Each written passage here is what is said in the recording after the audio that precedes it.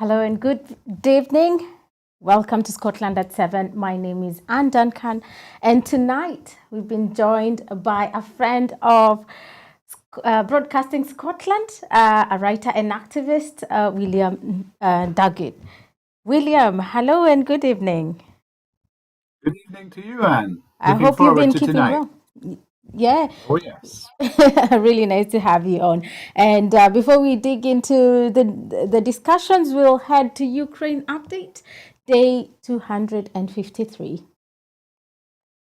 Today, the Atomic Energy Agency, the UN's nuclear watchdog, said it found no sign of undeclared nuclear activity at 3 sites in Ukraine that it suspected at Kyiv's request in response to Russian allegations that work was being done on a dirty bomb. The Russian delegation resumes work at the Joint Coordination Center, JCC, that runs the Black Sea grain deal operations in Istanbul and joined vessel inspections today. The UN Secretariat at the center said Russia urged the United Nations, which sponsored the Black Sea deal, to help fulfill the part of the deal intended to ease Russia's food and fertilizer export.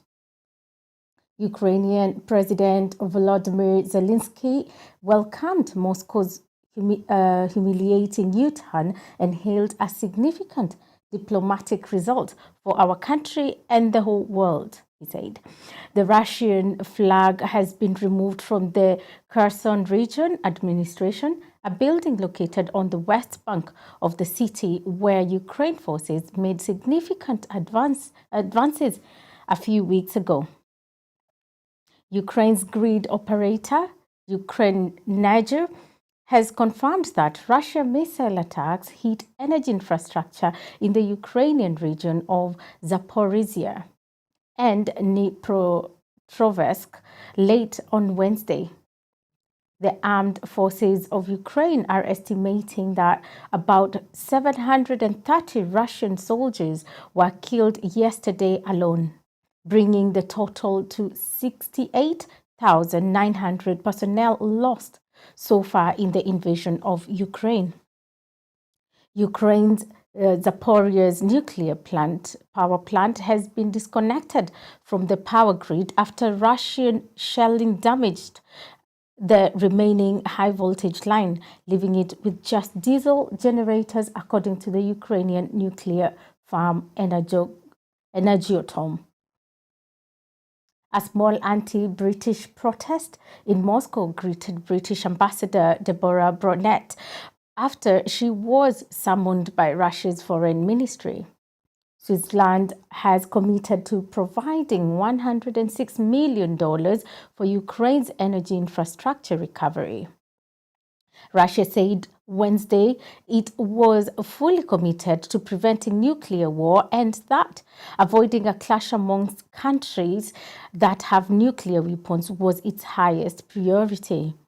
The White House has accused North Korea of covertly shipping a significant number of artillery shells to Russia. Putin called for weapons used by Russia's military to be modernized during a meeting of his Coordination Council on Wednesday. The UN Security Council has overwhelmingly rejected Russia's attempt to establish a commission to investigate its unfounded claims that Ukraine and United States are carrying out military biological activities that violate the convention prohibiting the use of biological weapons. Interest rate rise by 0.75% to 3%. The Bank of England has increased the cost of borrowing by 0.7% points to 3%, despite predicting that higher interest rates would push the economy into the longest recession since the 1930s.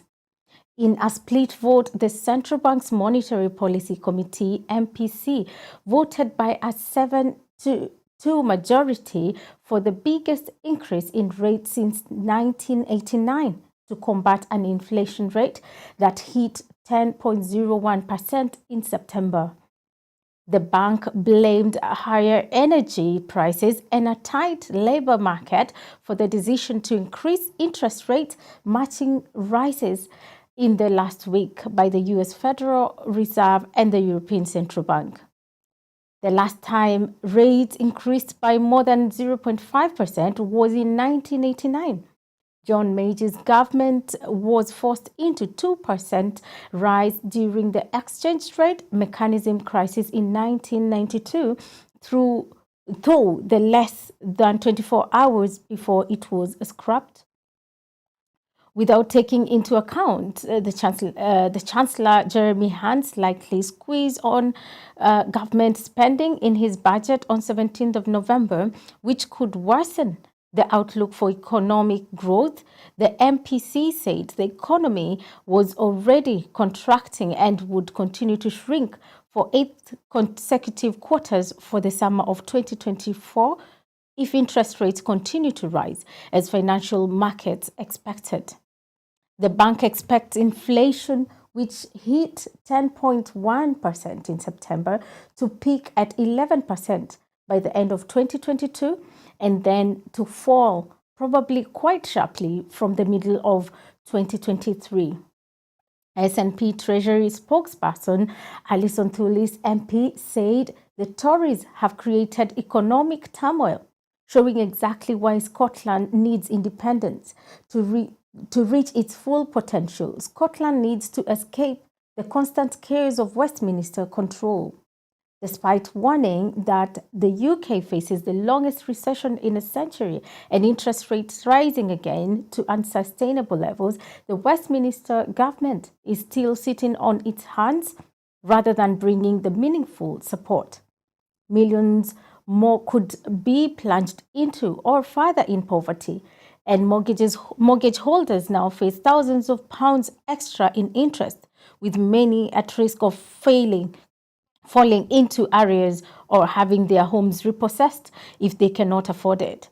The new Prime Minister needs to scrap plans of austerity 2.0 and urgently get a grip of this growing cost of living crisis that the Tories are exacerbating. So, William, we are looking at the biggest recession since, these are decades and decades.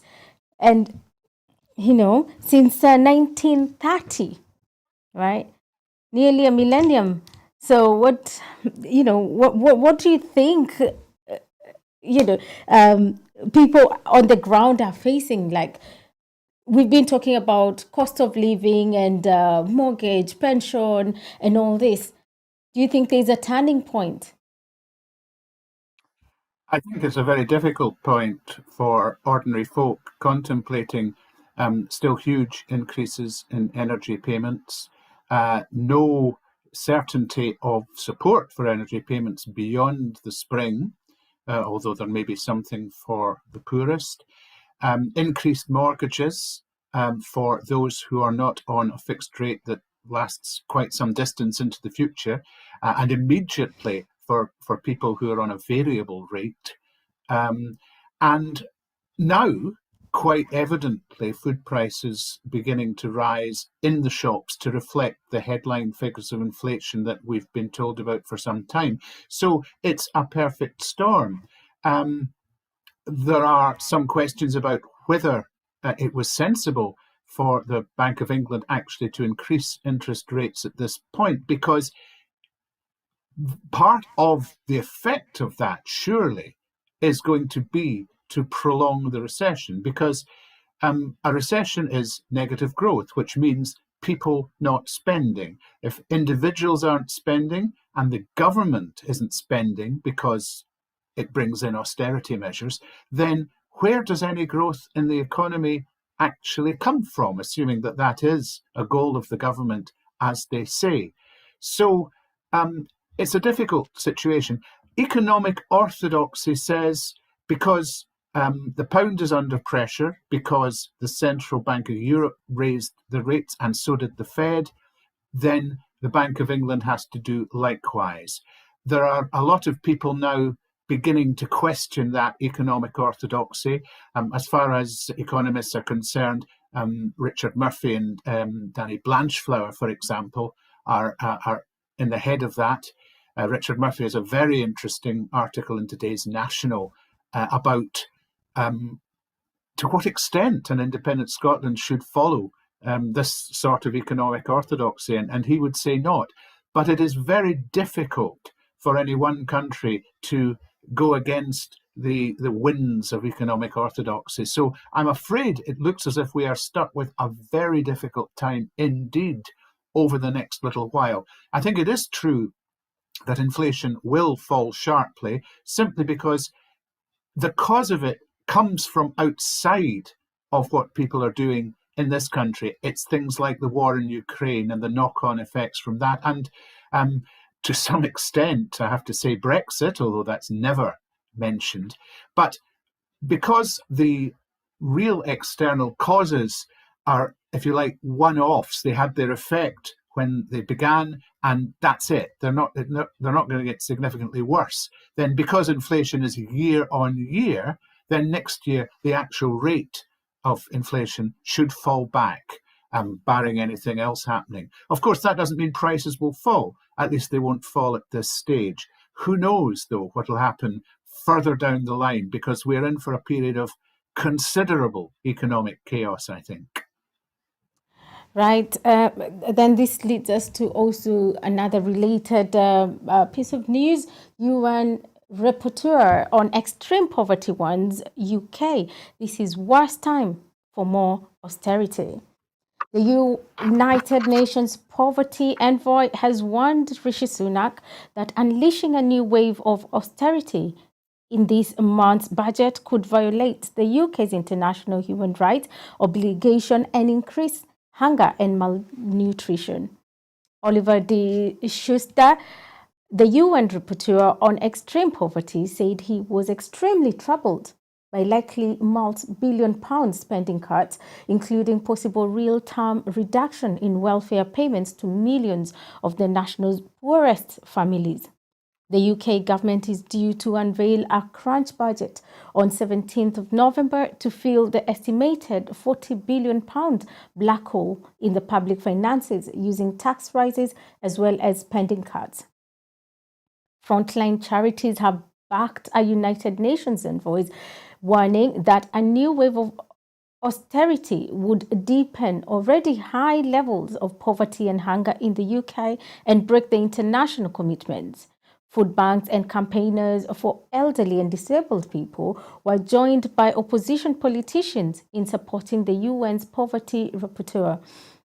Kamran Malik, the chief executive of Disability Rights UK, said disabled people are turning off vital health equipment, skipping meals and not purchasing medication because we can no longer afford to meet our everyday costs. We urge government to immediately increase benefits in line with inflation, make additional payments to meet the extra cost of disability, and protect spending on vital public services. Malnutrition is a growing risk for older people, according to Caroline Abrahams, the charity director at Age UK. She said Mr. D. Shooter's warning is well-founded in that if the UK government fails to rise the state pension and benefits in line with inflation, it will plunge many older people into a genuine desperate situation. The charity recently found that 1 in 10 over 60s who pay for social care have stopped it or cut back or expected to do so soon because it has become unaffordable. William, a related story, and people are really squeezing in. Food banks don't even have enough food. People are trying to choose between healthy food and just what can sustain them. At least the Times to describe basic needs for humans in the 21st centuries as food and a roof over the head. It feels like we've taken so many years back. Yes, It does, doesn't it? It looks like a real throwback to the really hard times, occasionally, of the past. And in the 21st century, that really shouldn't be happening. If economic stability can be achieved only on the backs of the poor, then there's something very wrong with the economy. And I'm sure that Mr. De Schutter, the rapporteur, is not going to be popular for those words of today, but absolutely, the rapporteur is right to identify the knock-on effects of austerity on individuals, on mental health, and on just the ability to cope within all the pressures of all the financial pressures and all the other pressures of society. Correct also, I think, to quote human rights law as being a thing to bear in mind here, because it is a human right to have the basic requirements of living where that isn't rendered impossible by other means, i.e., it should not be a choice to deny people this. Clearly, the way to, if not solve the problems, then alleviate them, is to raise taxes, and specifically to raise taxes on those most able to pay them, rather than cutting back services for those who actually need them. And I would say also that windfall taxes on the energy corporations really must be extended. Part of the taxing of the rich and of corporations must apply there. But also, I think we need to be looking at a fundamental restructure of the energy market, i.e., let's get this problem solved at source to an extent, so that at least people's energy costs reflect the actual costs of production, and at least those of businesses do the same. And consequently, you have something that will begin to pull inflation down again, even further than it maybe is going to go in the spring, and not have the need for the spending cuts, because your growth, as I said before, has to come from somewhere. And if it can't come from individual spending, then it has to come from government spending. And it's not lost money, it's money that recycles within the economy and adds generally to the recovery from the mess we're in. So I hope they will think very carefully when they come to that budget on the 17th of November, and that they do get the right mix, and that they don't really cut back things that are already at the bone, because that has huge, huge consequences. And I'm absolutely with the rapporteur, in my opinion, on that. Right, we'll have to also to wait on the 17th of November to see the Chancellor's budget, government spending budget. Hopefully it won't be as worse as it sounds, right? So voter ID and election boundary changes hugely challenging. A series of major changes to UK elections, including voter ID and an imminent revamp of UK parliamentary constituencies, is leaving electoral administrators overwhelmed and risks bringing chaos to polling stations. Officials and opposition parties have warned. Final UK parliamentary boundary changes being announced next week for England and Scotland will automatically take effect for any subsequent general election, requiring vast effort to allocate officials and polling stations to the redrawn constituency maps.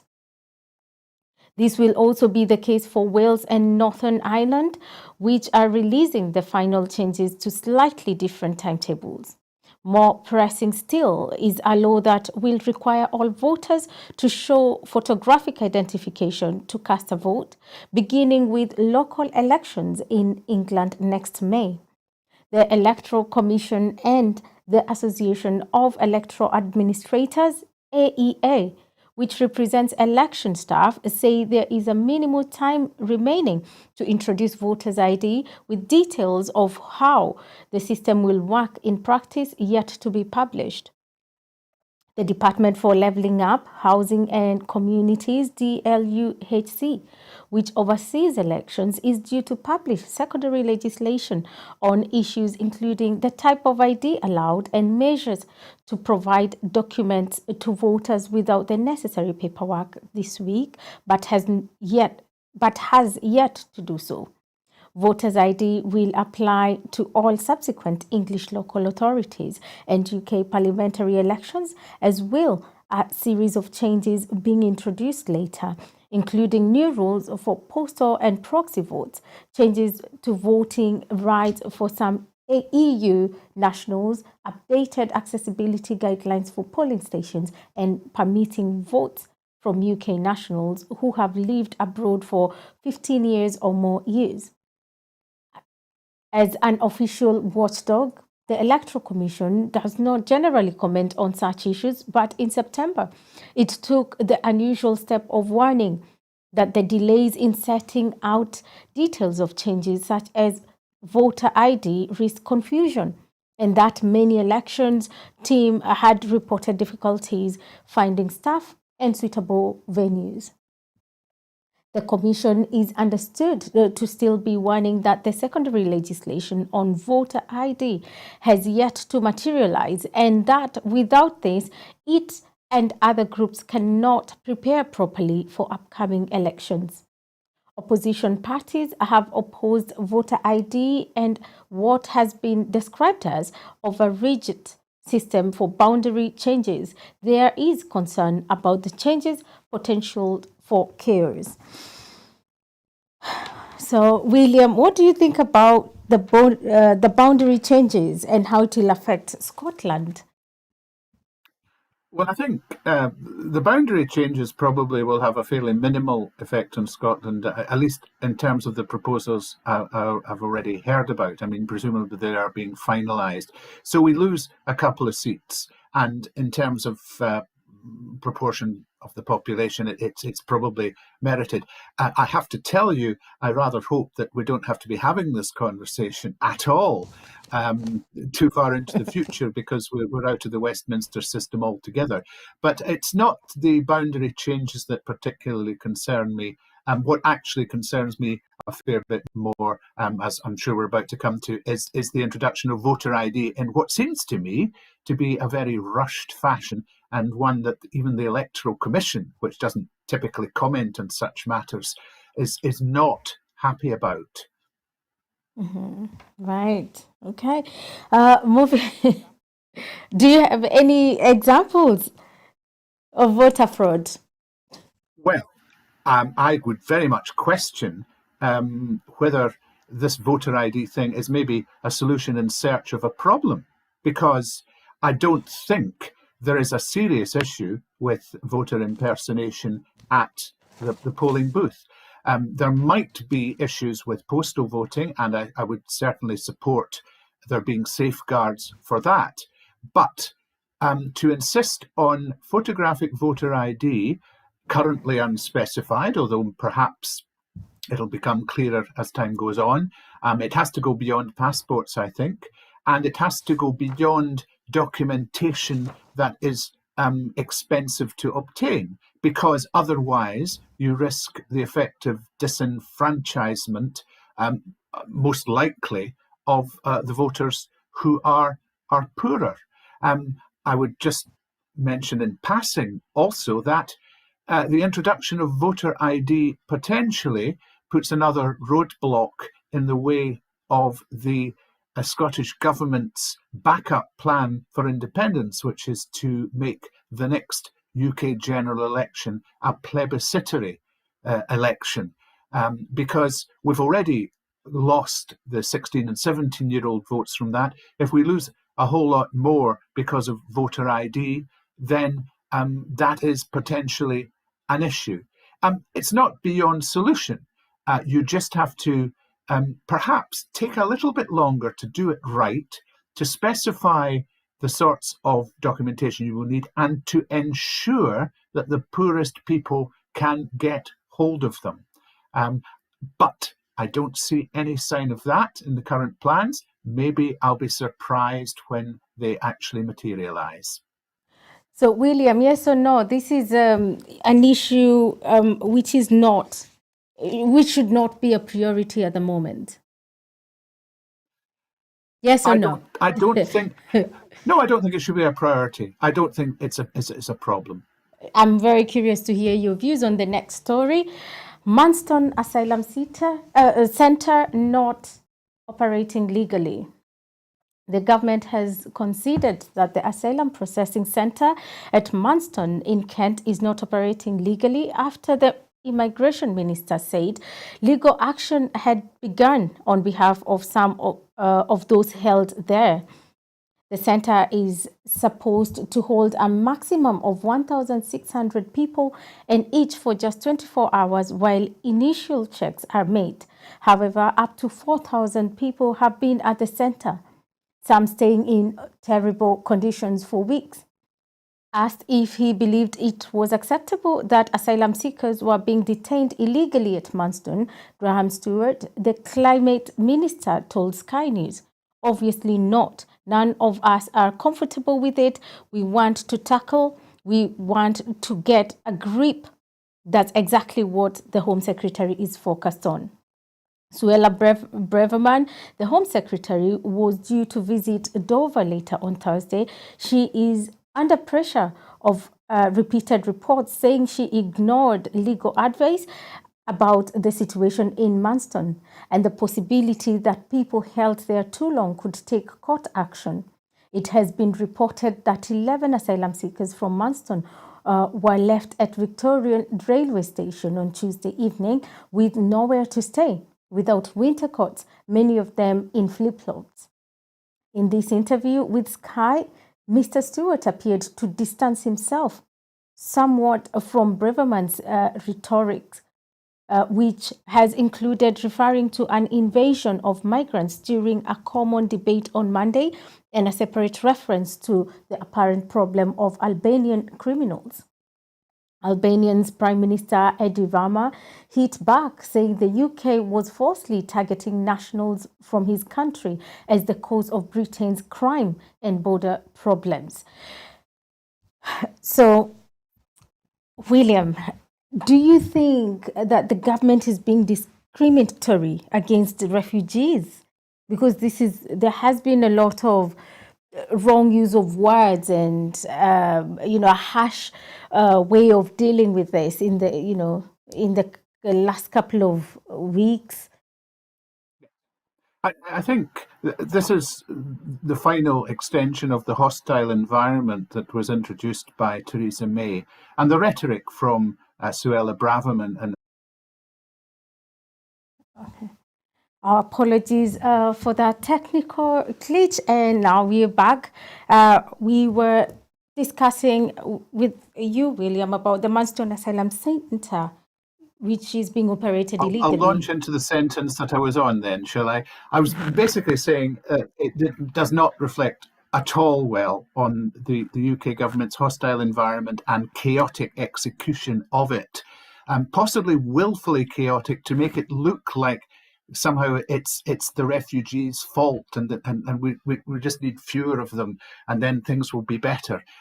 The thing is that any country worth its salt should have a decent immigration policy tailored to its circumstances. And there must be a place within that for accepting refugees and asylum seekers, our share of them, and a pathway towards integrating them into society so they can make a proper home here if they need to. And making this easier by having proper, formal, legal routes for them to do so takes traffickers out the game. You don't need to turn this into a war against traffickers. You can just make it impossible for traffickers.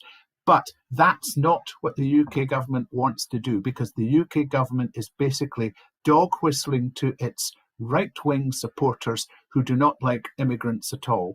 And the shambles that we've seen at Manston in this last little while, particularly exacerbated by Suella Braverman's reluctance to accept the advice of her officials to carry on with the hotel booking policy, stems from that. This is a facility that should have somebody present in it for maybe 24, 36 hours max, and a maximum number of 1,600 people. And instead, right now, it's got 4,000 people, many of whom have been there for weeks.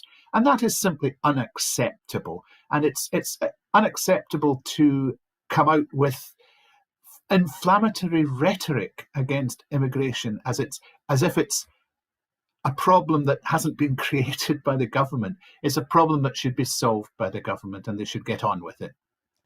And do you think the way they are portraying the welcome and, for example, with the Ukrainian refugees or, people they are hosting, which they say they are welcome, they're still not being portraying the right picture because they say they're welcome, but they still need a form of documentation to come in. They still need legal ways, which I've never heard of an illegal way to come to seek asylum, and unless with the UK government. That is one. And secondly, what struck me the other day is when Suella Braverman said that the government is spending £150 a day to host asylum seekers in a hotel, which is a 4-star hotel. But the conditions and the alternatives and what the right thing is, plus the long time they're taking to process asylum seekers' cases. Do you think this is right? Do you think they're portraying the right picture, or they're just trying to cover up on issues that they have? It doesn't strike me that they're interested in running a proper policy at all. This policy needs investment because in the long run, that will be cheaper. You cannot have people crossing the channel in dangerous conditions, but the answer to that is not to lay the blame on the people doing it because they have no other choice. The answer is to create the framework where they can come to this country and claim asylum and be evaluated for that asylum in due time. It should be a very quick turnaround. Instead, it's taking ages. And it's not as if we have an unusually large number of asylum seekers coming to this country. In fact, we take fewer than many, many European countries. And they get on with it. It's not always easy. And I'm not saying it is easy, but it's definitely never going to be easy the way the UK government seems to be going about it right now. Last question on that one. Do you think we've seen the Suella Braverman resign before? Do you think she has long on this position, considering the amount of criticism she's bringing to the current government? I think they'll find it difficult to sack her too quickly because that looks shambolic and chaotic. But having said that, leaving her in place may also be shambolic and chaotic. So I don't know. I wouldn't be surprised if she did resign or be sacked in the next week, but equally she could still be there in a couple of months. Thank you. Outcry in Ireland after priest says gay politicians will go to hell. A Catholic priest has caused uproar in Ireland after declaring that the Deputy Prime Minister, Leo Varadkar, and other gay politicians will go to hell. Father Shane Shea, 65, condemned homosexuality, trans rights, and abortion rights from the pulpit and in media interviews this week, drawing widespread censures, including from his own bishop. Some called the comments a throwback to a vanished island. Others linked them to Shea's exposure to U.S. culture war during 42 years serving in U.S. diocese. The row flared on Sunday when the priest gave an outspoken homily at St. Mary's Church in Listowel, in his native county, Kerry, reported causing dozens of people to walk out. The Bishop of Kerry, Raymond Brown, apologized and said Shea's view did not represent the Christian position. However, the priest confirmed his views in radio interviews. Asked if he thought Varadkar and other gay politicians who supported gay and abortion rights would go to hell, he replied, absolutely. Shades said politicians, the media, and Catholic Church itself had misled Irish people into approving same-sex marriage and abortion rights in referendums. He also likened homosexuality to a disability. Government ministers called the comments disgraceful. A spokesperson from Leo Varadkar said that the tiniest does not believe that gay people will go to hell for being who they are, nor does he believe that any man or woman can make such a judgment. Shea returned to Ireland from the US in 2008 to serve as a parish priest. He was removed from his post a year later after telling a court a convicted rapist had not an abusive bone in his body. She is now retired and delivered the homily in Listowel while covering for a parish priest who was away. William, I'd love to hear your thoughts on on this news, and also considering how how Irish has become so modernized and has it has really modernized in the last couple of years. More than the last couple of years, yes. Ireland is a modern country, and all the stereotypes of old, and indeed the entrenchment of the Catholic Church as the main pillar of society is no longer the case. I think this is an unfortunate episode. This is not a priest I would have asked to stand in for me to take Mass, given his track record already and possibly his influencing by some of his experiences in the United States with some of the rather extreme views that are over there. So I think the church has probably handled it as best it can by saying this was bad, this should not have happened, and he won't be asked back. But it does still show, I suspect, that the church, and this is all the churches, are still behind the general population in terms of accepting the modern world and the need, which is expressly stated in the Gospels and elsewhere, to accept people and love people as they are. And maybe they still have some work to do in some of the corners there. But it will get better as time goes on, I hope. Thank you. Imran Khan wounded in assassination attempt in Pakistan. A gunman opened fire at a container lorry carrying Pakistan's former Prime Minister Imran Khan, wounding him in the leg. Aides said killing a supporter as he led a protest march on Islamabad to demand snap elections. A party aide said Khan had been wounded in the shin and was not seriously hurt in an incident described as by his supporters as an assassination attempt. A man opened fire with an automatic weapon. Several people are wounded. Imran Khan is also injured, said Saad Umar. The identity of the gunman who was arrested at the scene was not immediately known.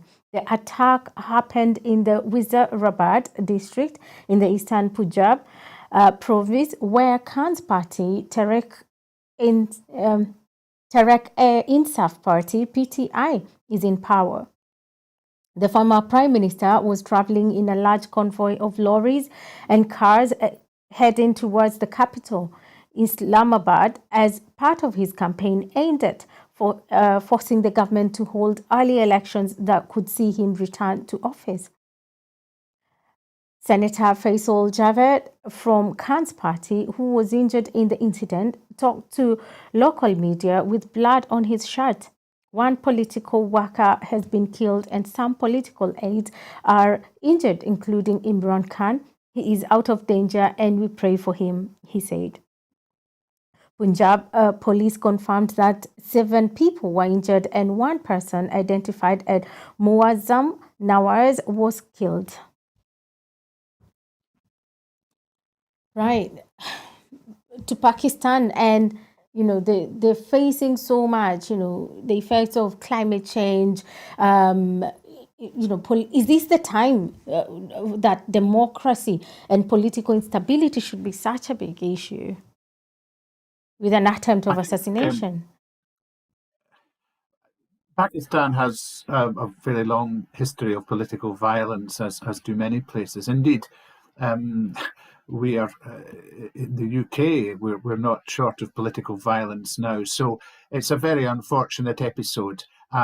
It's never the right time, is it, to have this sort of thing happen, and then shiver runs down your spine as you hear of another, particularly somebody that, if you like, you knew in a previous life. Because I used to watch Test Match Special when it was on the BBC way back.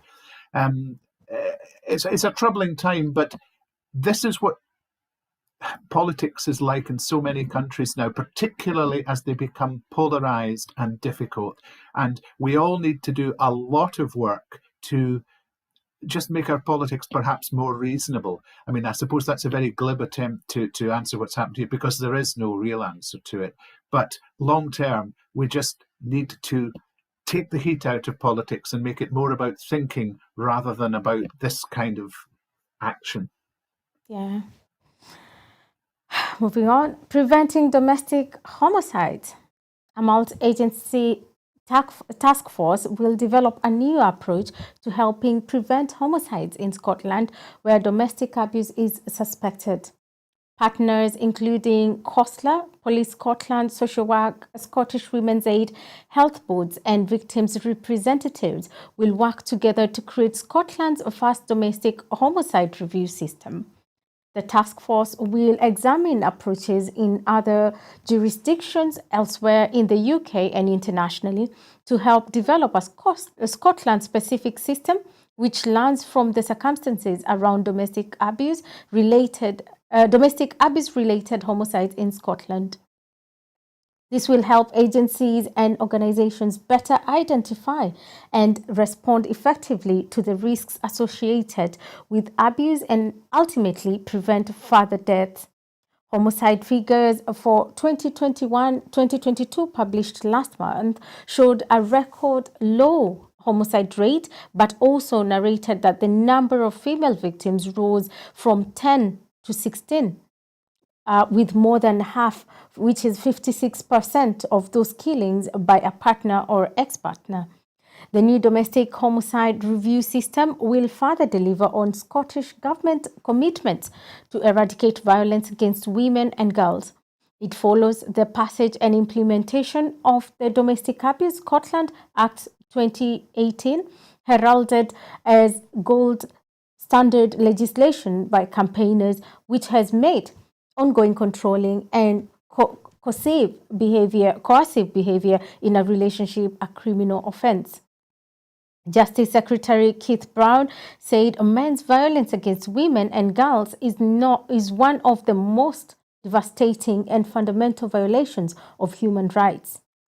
Any form of abuse is wrong, and in many cases, the victim and perpetrator may have been in a contact with services ranging from drugs, alcohol, and mental health services, where there may be signs of risk that can be identified and dealt with at an early stage before it escalated to homicide. This new task force will meet in the upcoming weeks to begin developing a new review model in line with evidence and best practice, with a view to proposals going to public consultations next year. William, a question for you. Have you stopped battering your wife? Oh, that old chestnut. Yes.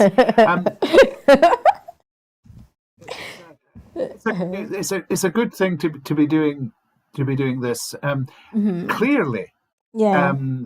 violence against women is still a big issue, because violence against men, the record low homicide rate when it comes to men, but it's gone up significantly for women. I mean, it's still low numbers, but anything you can do to spot the signs and to bring in multiple agencies that might be able to spot the signs and to learn lessons, not to point fingers, and to use best practice from elsewhere, has got to be as effective a way of dealing with this issue as you can think of. So I think it's a grown-up approach, and I think it's the sort of good news story that all too often escapes the rest of the mainstream media.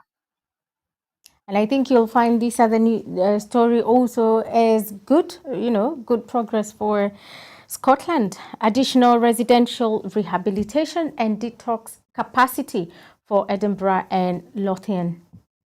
Additional residential rehabilitation and detox capacity has been created at a life-saving drug service in Lothian with almost £3.3 million of Scottish Government funding. Lothian and Edinburgh Abstinence Programme, LEAP, has added 8 residential rehabilitation places and 4 detox places, bringing the total number to 28 and 12 respectively, in one of the first projects to be funded through the Residential Rehabilitation Rapid Capacity Programme. This contributes towards the Scottish Government's aim to treble the number of publicly funded residential rehabilitation placement to 1,000 by 2026. Drugs Policy Minister Angela Constance said, "I am pleased to launch these additional services at LEAP, which provide invaluable life-saving care to people affected by substance use in Edinburgh and Lothians." Of course, work on residential rehab is not just creating more beds. We want to improve pathways through and out of residential rehabs, and LEAP is a perfect example of good practice in this area with their 3-month holistic program of therapeutic care. We are investing $250 million over the course of this parliament in a range of different treatments and services in order that all those affected and their families can receive the support which is right for them when they need it. £100 million of this is available for the development of residential rehabilitation services and associated aftercare. William, what do you think? Do you think this is leading? These are efforts to the right direction in dealing with this issue? Yeah, this is a huge issue for Scotland. Drug rehabilitation. So to see, it's good to have a good news story in an area where we always get bad news stories, particularly in the mainstream media, where it becomes a political football. It's a small thing because the problem is so much bigger, but we can only take small steps because right now, everything the Scottish Government does, it does with its hands tied by the financial settlement. With independence, we'd be completely free, and I would hope that we could start really to tackle this issue as it needs to be tackled. But this is an example of seeing it fundamentally as a health issue, as a patient-centred issue, using evidence-based treatment, and I wholeheartedly support it, and I hope that the Scottish Government can find the money, even with the spending cuts that are having to come because, again, of this financial settlement, to be able to do more of it in other places, because the more we can do with this problem, the better. Right. Early learning and childcare support for children and families. Families of more than 83,200 children are saving around £5,000 for eligible child per year, thanks to the Scottish Government's early learning and childcare offer. Latest figures show a year-on-year increase in children accessing funding early learning and childcare. The number taking up the full offer of 1,140 hours a year is also up from this time last year. If families paid for this themselves, it would cost them around £5,000 per eligible child per year. A total of 93,902 children aged 2 to 5 were accessing funding early learning and childcare at the start of September, a 3% rise from the same time last year. Of those 83,287, 89% were benefiting from the 1,140 hours offer.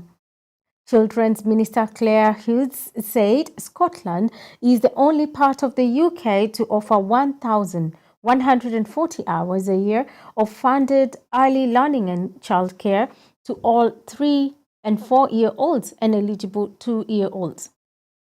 This offer saves families a significant amount of money, which is particularly important at a time when so many are struggling with the cost of living pressures.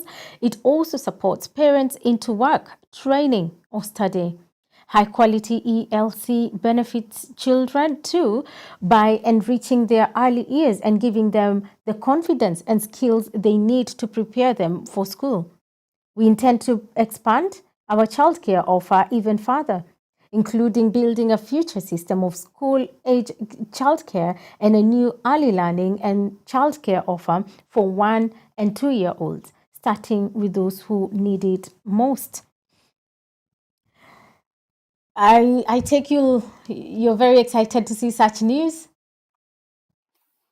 I think it's very good. I mean, the key thing about it is that it supports the parents to go and make things better in general in terms of learning or volunteering or getting work, because they have the childcare aspect taken care of. And we say it saves them 5,000. They wouldn't be able to find the 5,000 to pay it in many cases.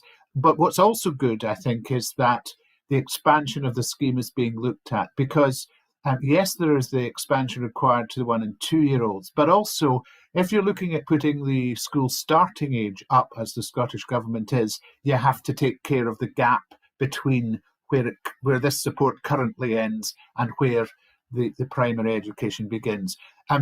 Again, it's very ambitious in the light of the current financial conditions, and it perhaps gives an indication of what the Scottish Government might wish to do if they did not have the financial restraints. And so, yeah, wholeheartedly applaud it. And again, a good news story that it's nice to be able to air. Right. On to the last story now. Researcher find bias against working class and regional accents still prevalent in UK.